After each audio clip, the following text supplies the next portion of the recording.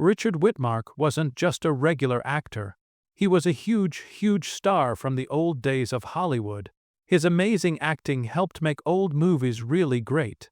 But even though he was famous, his life wasn't always easy. He went from a tiny town in Minnesota to the big, shiny world of Hollywood, and his trip was really hard. Do you know what problems Richard Widmark had to beat to become a star? If you don't, you are in the perfect spot. My name is Mr. Heyman, and today we will chat about Richard Widmark and the 5 actors people say he liked the least. But before we start, if you really like Richard Widmark or you love old cowboy movies, please remember to subscribe to our channel.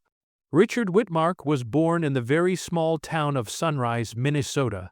His family did not live there for a long time. In less than a year, they went to live in Sioux Falls, South Dakota, where his dad, Carl Henry Widmark, got a new job as a traveling salesman. Soon after that, his mom, Ethel May, had his little brother, Donald, on July 25, 1918. The two brothers became best friends and stayed that close for their whole lives. Widmark always said he loved movies because of his Scottish grandma, who really loved the cowboy actor Tom Mix. She would bring young Richard to the movie theater 2 or 3 times every week, which made him love films for his whole life. Because of Carl's job, the Widmark family moved a lot before they finally stopped in Princeton, Illinois. There, Carl started a bakery called Henry's Bakery, and the family lived in the apartment right above it, a place that really felt like their home. Richard went to Princeton High School, where he was known as a smart kid. He played football, and he even became class president in his last year. But life was not always calm. When he was in his junior year, Richard's mom and dad, Carl and Ethel, decided to live apart. Ethel stayed in Princeton to take care of Richard and his little brother until they both finished school. After he finished school in 1932, Richard won a scholarship to Lake Forest College, where he thought he would learn to be a lawyer. While he was at Lake Forest, he kept playing football, and he even got 3rd place in a speech contest for the whole state. He also found something new he loved, which was acting. At first, he was embarrassed about it, scared that other people might make fun of him.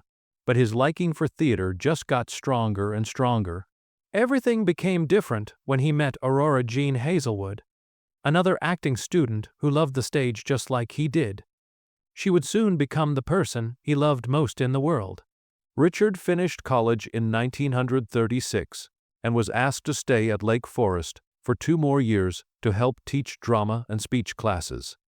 Then in 1938, he decided to be brave and try something new, packing his bags and going to New York City after a friend said he could get a job working on the radio.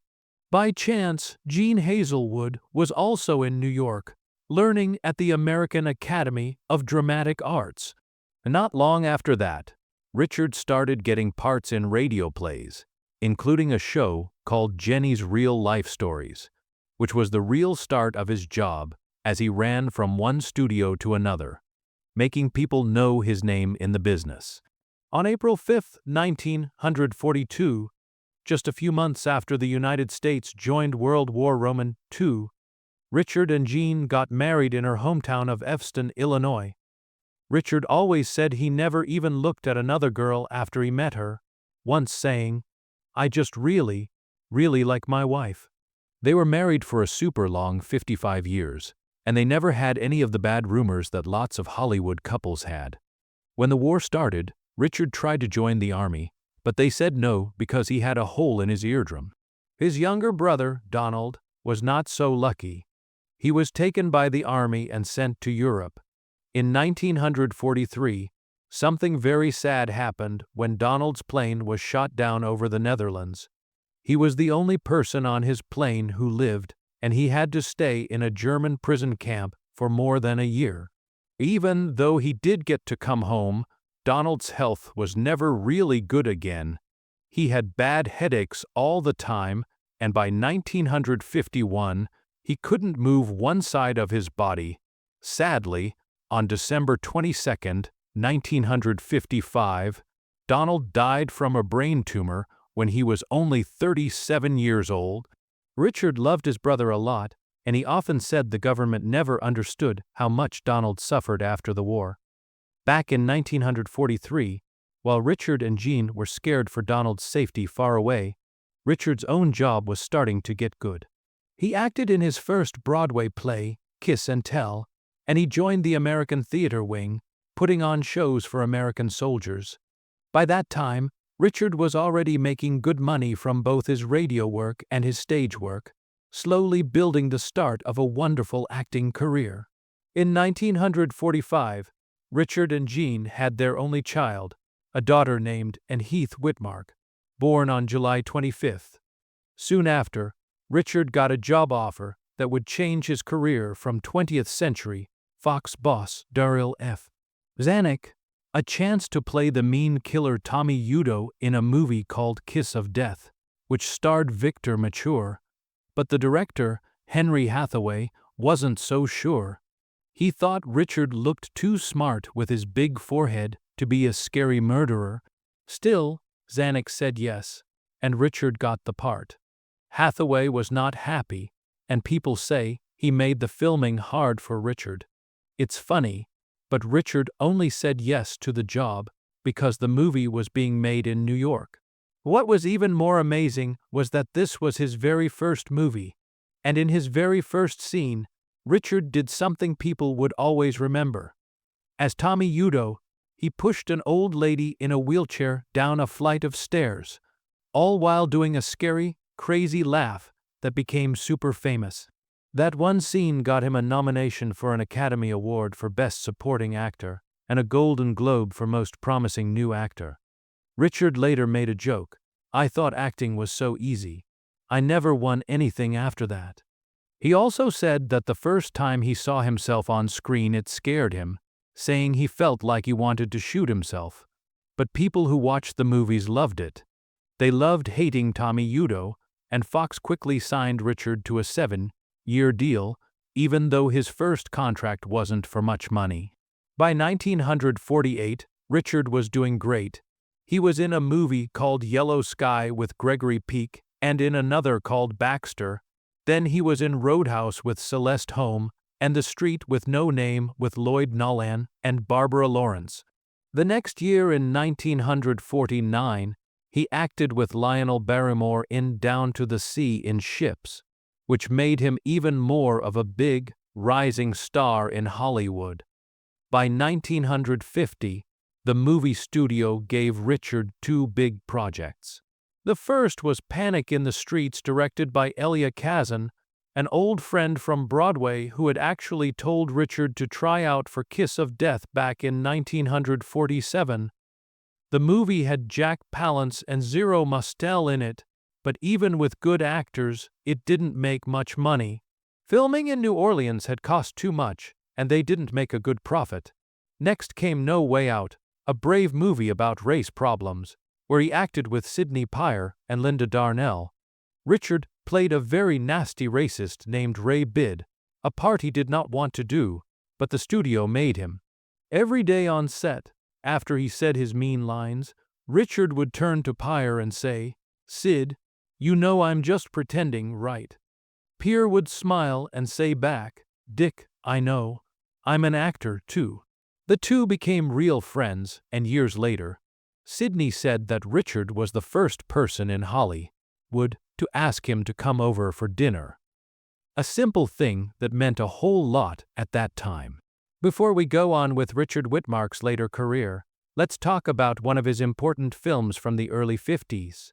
In 1951, he was in Halls of Montezuma, a World War II story that happened on an island held by Japan.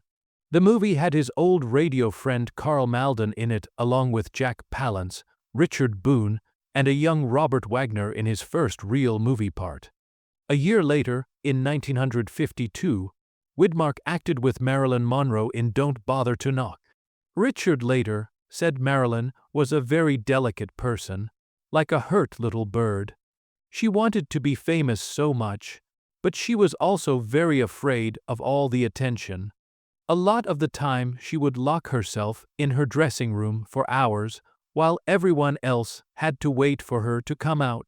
She had trouble remembering what to say, and her scenes seemed like a mess. But after they put the movie together, the finished scene was like magic. It showed the special, glowing quality that made Marilyn so famous. Even though people whispered that Marilyn Monroe often had little romances with the actors in her movies, Richard Widmark was clear, not with me. She didn't even act friendly in that way. In 1954, he worked with Robert Wagner and Spencer Tracy again in Broken Lance. This movie was also the last one for his 7-year deal with 20th Century Fox. At 40 years old, Widmark thought it was time to do something different. He was very tired from going from one movie to another without a break, and he thought he could make more money if he worked for himself. His daughter, and said he was always a family guy who liked the quiet life on their ranch in the San Fernando Valley. Wanting to be more in charge of his work, Widmark started his own company to make movies, called Heath Productions, named after his daughter Anne's middle name. But 1956 was a sad year for him. His mom, Ethel May, died just 1 year after his brother Donald died. Widmark almost never said mean things about people in public, but people in the movie business often talked quietly about the actors he didn't like. He couldn't stand people who were full of themselves, people who were lazy, or people who showed off, anything that was not respectful to the job of acting. And according to his friends, there were 5 actors he really could not stand. Number 1 was Frank Sinatra. Even though everyone else loved Sinatra, he didn't impress Widmark. When they worked together on The Detective in 1968, people say Widmark was really angry with Sinatra's relaxed way of working, coming to work late, wanting to finish scenes super fast, and not practicing enough. It was the complete opposite of Widmark's hard work and professional attitude. Someone who worked on the movie once said, Richard thought Frank was all nice talk and no real effort. To Widmark, acting was very special. To Sinatra, it seemed like just another thing to do. Second on his list was Marlon Brando. Widmark had mixed feelings about him. He thought Brando was a great actor. He even said he was a genius sometimes, but he couldn't stand Brando's method, acting habits. Brando not wanting to remember his lines, his always making things up as he went, and his changing moods made Widmark very annoyed. They never actually made a movie together, but Widmark was once heard saying, "Some actors need a big mess to be creative. I like to be prepared," a comment many people thought was about Brando. Third was Tony Curtis. The two were in a movie called The Long Ships in 1964, but they were never friends. Curtis was known for loving how he looked, spending more time looking in a mirror than learning his part. He acted like the movie set was a fashion show, while Widmark always came ready to work. A crew member later said Widmark didn't dislike Curtis for who he really was, but for who he was pretending to be. To Widmark, Curtis was all about looking good and not about being a good actor. Fourth was Robert Mitchum. He was cool, relaxed, and often a little bit drunk. Mitchum was known as the easygoing bad boy of Hollywood, but Widmark saw that behavior as almost rude. Mitchum openly joked about never getting ready for his parts, saying, "I just come to work, stand where I'm told, and say the words." For Widmark, who treated every part like a very important job, this was so annoying. After he saw Mitchum in a movie, he whispered to a friend, "You don't become great by being lazy." Number 5 was Kirk Douglas, a name that shocked a lot of people. Both Widmark and Douglas were strong, serious people in movies, and maybe that was the very reason they fought. Widmark felt Douglas always had to be the star of the show, taking over scenes with his loud talking, big movements, and always trying to be the most important person in every shot. There is a story that Widmark once said no to a big part in a movie with Douglas, saying, "There's only space for one big star in a scene, and Kirk is like a whole storm. Even so, Widmark never made a big show about who he didn't like. He wasn't the kind of person to spread rumors or start trouble, but his good friends said he had strong ideas about acting, that an actor must show respect to the story, to the people watching, and to the other actors. When someone forgot that duty, whether because they were selfish or lazy, Widmark really remembered it. By 1957, Widmark was in a movie called Time Limit with Richard Bassart and June Lockhart. The next year, he was in a movie with Doris Day and Gig Young called The Tunnel of Love. That same year, he worked with Robert Taylor and Patricia Owens in a movie named The Law and Jake Wade. At this point, Widmark was not just known. He was a famous Hollywood star. When someone asked him if being famous meant he had no private life, Widmark just said, "I don't care how famous an actor is. He can have a normal life if he wants one." In 1960, he played a man named Jim Bowie in John Wayne's movie about the Alamo. It's funny because Wayne first wanted him to play a different man named Colonel William Travis, and even told him, "You are not big enough to be Jim Bowie." Widmark answered with confidence, "I will be," and he was right. The next year, 1961, he was in the Western movie Two Rode Together with James Stewart and Shirley Jones, which made him even more of one of Hollywood's most important leading men. Most days on the set, the director John Ford and Jimmy Stewart would be fighting, usually about Stewart's old, worn-out cowboy hat, the same one he had worn in a bunch of other westerns. With all this arguing, Shirley Jones later said that Richard Widmark was the only main actor she ever really fell in love with. He and Stewart were both so nice, and they looked out for me, she remembered. We never did anything, but maybe that's why I loved him. That same year, Widmark played the American lawyer in a movie called Judgment at Nuremberg, acting with huge stars like Spencer Tracy and Burt Lancaster. Then in 1962, he was in a movie with a bunch of big stars: John Wayne, Jimmy Stewart, Gregory Peck, Debbie Reynolds, Carol Baker, and Henry Fonda in the giant movie How the West Was Won. The movie cost a huge $15 million to make, but it ended up making over $50 million for the studio. By 1964, Widmark and his wife Jean were having a happy and calm life on their big 20-acre property in Connecticut. In 1966, he came back to the movies in Alvarez Kelly, a story about the Civil War with William Holden and Janice Rule. A year later, he was in The Way West with Robert Mitchum and Kirk Douglas. But just 2 years after Alvarez Kelly, something very sad happened. Widmark's dad, Carl, died in New Orleans when he was 70 years old.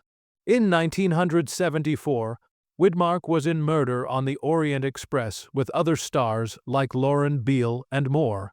By 1982, he was back in a movie called Hanky Panky, directed by his friend Sidney Pryor, and he acted with Gene Wilder and Gilda Arner.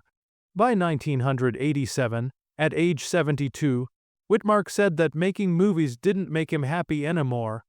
"I've finally realized, now that I'm old, that making movies just makes me grumpy," he said.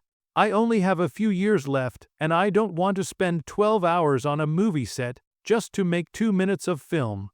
In his whole career, he was in more than 70 movies, a lot of them westerns, the kinds of roles that made him famous.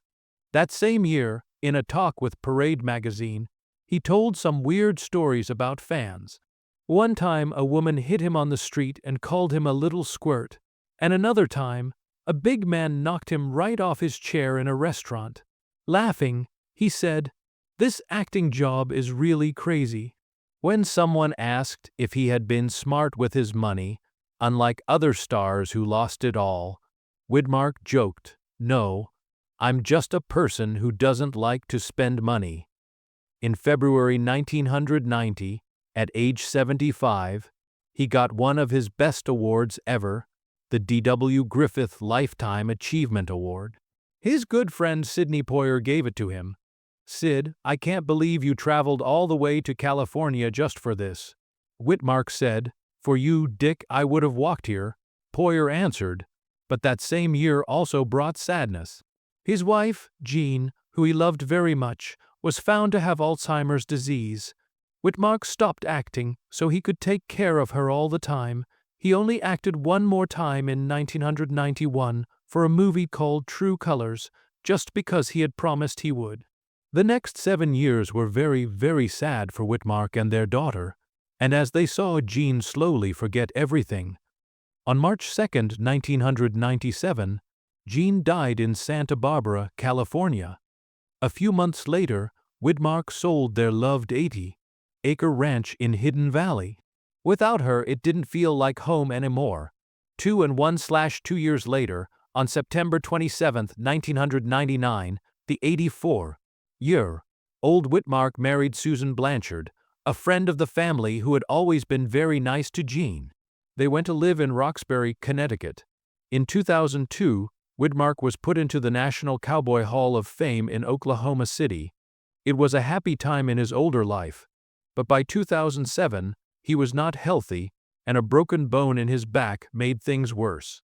On March 24, 2008, at age 93, Richard Widmark died quietly at his house in Roxbury. His friends said he was a kind, good man,